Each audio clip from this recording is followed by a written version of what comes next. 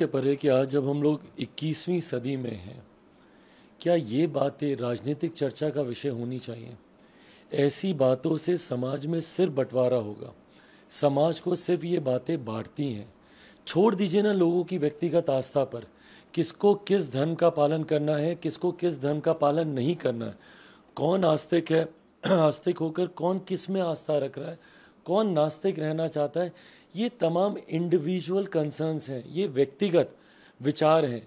और जिसको जिस विचार के साथ सहमति है उसको पूरी स्वतंत्रता है हमारे देश में।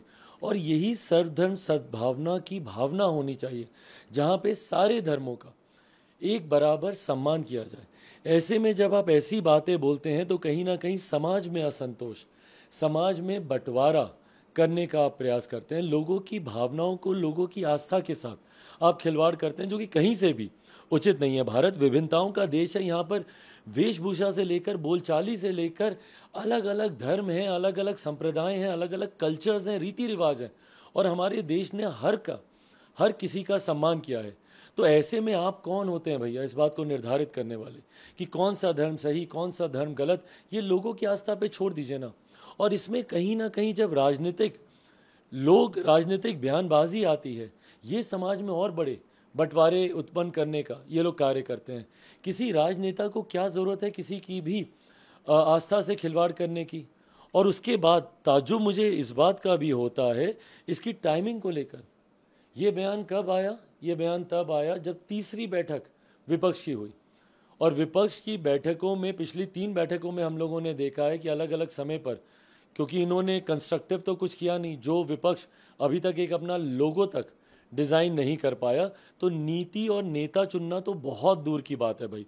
पर ऐसे में हम लोगों ने देखा कि इन तीनों बैठक के बाद अलग अलग दल के लोग आए, उन्होंने अलग अलग जानकारियां दी। पिछली बार जब INDI का नाम आया तो वो किसी और ने बताया, अगली बैठक कहाँ पे होगी वो कोई और दल का नेता बता रहा है। इस बार भी सुप्रिया जी ने बताया कि भाई अगली बैठक संभवतः शायद दिल्ली में होगी।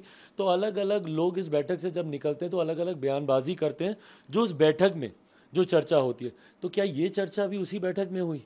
क्या मुंबई में जो बैठक हुई, क्या उसमें सनातन धर्म का विरोध करने को लेकर एक आम सहमति बनी?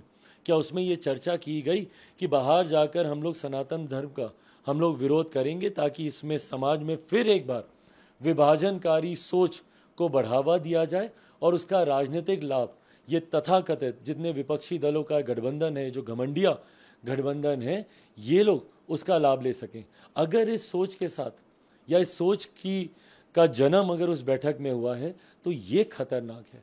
अगर विपक्षी गठबंधन इस सोच को बढ़ावा दे रहा है, जहाँ पे एक तरफ आप तुष्टीकरण की राजनीति कीजिएगा और वहीं एक बड़े वर्ग की आस्था के साथ आप खिलवाड़ कीजिएगा, और अगर इसकी चर्चा अगर उस बैठक में हुई है, मुंबई में जो विपक्षी दलों की बैठक हुई है उसमें अगर ये चर्चा हुई और बाहर आकर ये बयानबाजी, क्योंकि ये इसकी टाइमिंग ये सवाल खड़े करती है। बैठक खत्म हुई, उसके एक दिन के बाद इस तरीके से बयानबाजी आने लग गई, और उसके बाद रह रह के जिस तरीके से समर्थन मिल रहा है, चिदम्बरम साहब के यहाँ से इनको समर्थन मिल रहा है, अभी खड़गे जी जो मंत्री हैं वहाँ पे प्रियांक खड़गे, उनका जिस तरीके से इन बातों को बल मिल रहा है, तो ये तो कहीं ना कहीं लग रहा है कि भैया संभवतः उस बैठक में ही ये चर्चा हुई हो। ऐसे में मैं तो चाहूँगा कि तमाम राजनीतिक दल अपना स्टैंड इस पर क्लियर करें, बताए राष्ट्रीय जनता दल के तमाम नेता कि भाई उनका क्या स्टैंड है, क्या वो सहमत हैं? यही होना चाहिए। और एक बड़े वर्ग की आस्था के साथ आप लोग खिलवाड़ कीजिएगा ये सारी बातें बोलकर। बताएं मेरे मुख्यमंत्री, जनता दल यूनाइटेड बताएं, उनके राष्ट्रीय अध्यक्ष बताएं कि क्या इन बयान से सहमत हैं, और अगर सहमत नहीं है तो ऐसे बयान का समर्थन जो गाहे बगाहे अलग अलग दल, भाई कांग्रेस तो मुझे लगता है समर्थन करती है, उनके कई नेता ये दिखा चुके हैं, और ये दिखा चुके हैं कि भाई कैसे आप एक बड़े वर्ग का आप विरोध कर रहे हैं, उनकी आस्था का आप अपमान कर रहे हैं। तो ऐसे में बाकी दल भी अपना स्टैंड, जो विपक्षी गठबंधन के जितने दल हैं जो उस बैठक में मौजूद थे, बताएं कि क्या ये उस बैठक में ये डिसाइड किया गया था, और अगर किया गया था तो उसमें बाकी